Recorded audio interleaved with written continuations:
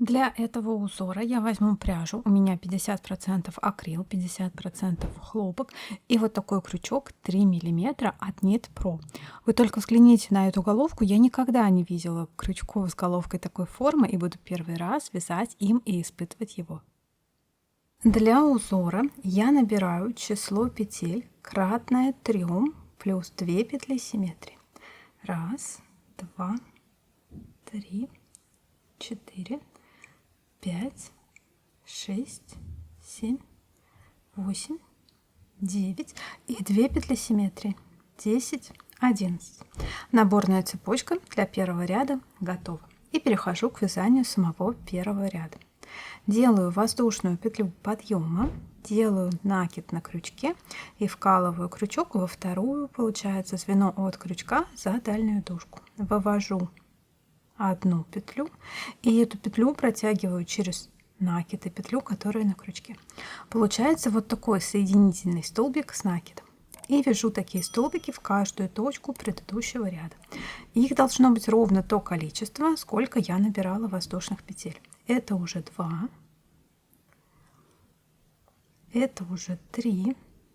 Кстати, головка довольно удобная оказалась. Она вроде бы и не острая, но при этом входит в петли идеально. 4, 5 и не раскалывает саму пряжу. И палец не колет. 6,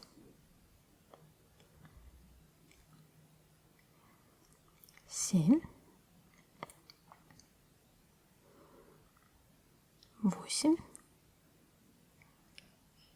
9,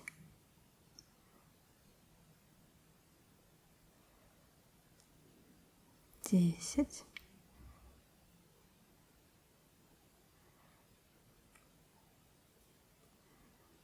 11. Первый ряд, изнаночная сторона, он на этом готов. По лицевой стороне после такого ряда, видите, остается вот такая красивая косичка. И дальше перехожу на вязание второго ряда. Второй ряд будет состоять из столбиков с накидом, и начинается он с волшебного подъемного столбика с накидом.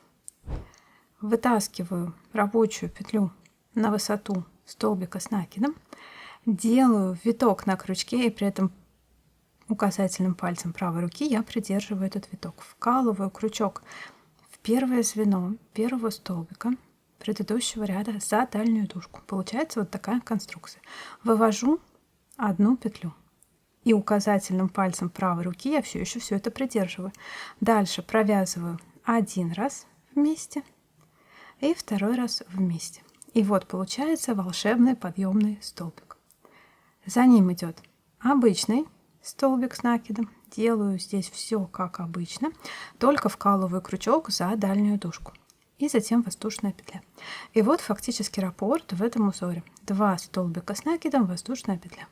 Повторяю так до конца этого ряда. Снова накид на крючке, петлю пропускаю, на нее приходится воздушная петля, вкалываю крючок в следующее звено за дальнюю дужку, да.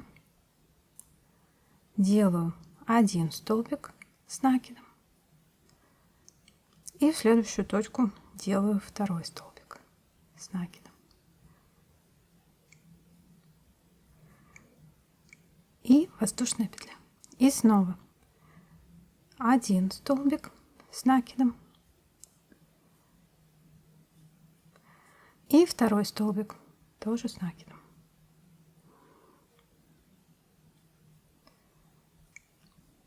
И снова воздушная петля. И остается 2 петли симметрии. 1, 2. Заканчиваю, делаю по одному столбику с накидом в каждую из этих точек. 1. И в следующую точку вот сюда. Это будет 2. Второй ряд этого узора готов. И в принципе все, что остается делать, это повторять первый и второй ряд на нужную высоту. Снова возвращаюсь к первому ряду. Делаю воздушную петлю подъема, поворот, делаю накид на крючке и вкалываю крючок во второе звено от крючка за дальнюю дужку. Делаю одну соединительную петлю с накидом, вторую соединительную петлю с накидом, третье, четвертое. Я надеюсь, все знают, чем отличается соединительная петля с накидом от полустолбика с накидом. Соединительная петля провязывает в одно движение все петли на крючке. Вот так. А полустолбик с накидом делает вот так. И дальше вот эти 3 петли он провязывает вместе.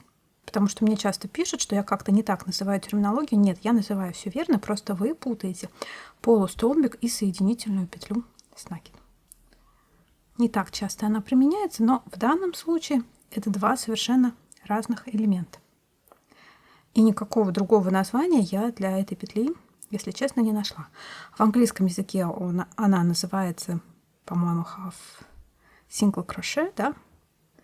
То есть полустолбик без накида. Но мы не можем в русском языке назвать его полустолбик без накида, когда мы тут делаем накид. Будет как-то очень странно, да? Поэтому, мне кажется, соединительная петля с накидом самое подходящее название для такого элемента. Итак, первый ряд снова готов.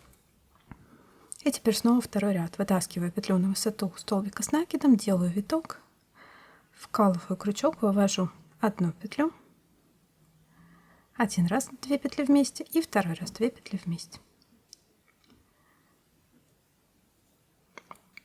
И снова обыкновенный столбик с накидом. Затем воздушная петля. И повторяю так до конца ряда. 2 столбика с накидом. 1 и 2. И воздушная петля. Опять 2 столбика с накидом. 1 и 2. И воздушная петля. И 2 столбика с накидом. И на этом раппорт узора второй раз снова закончен. Я напоминаю о том, что такие узоры рекомендуется все-таки заканчивать изнаночным рядом, чтобы начало и конец ряда окаймляла такая красивая косичка, поэтому первый ряд для этого узора я свяжу еще раз.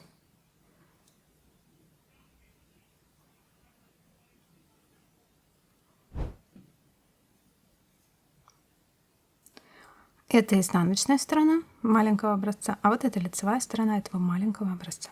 А вот такой мотив этим узором получается из образца побольше. Здесь точно такая же пряжа, просто другой цвет. И вот смотрите. Получается такая оригинальная филейная сетка с небольшими отверстиями. Это лицевая сторона, а вот это изнаночная сторона. Она довольно ровная, довольно стройная. С ней ничего не нужно делать, чтобы красивое полотно получилось. Даже блокировать не надо этот образец. Вот так вот, если смотреть, то может опять напомнить вязание спицами, да? Здесь проходят вот эти самые косички по лицевой стороне, про которые я говорила. И вот такой получается узор. Надеюсь, что вам понравилось это видео.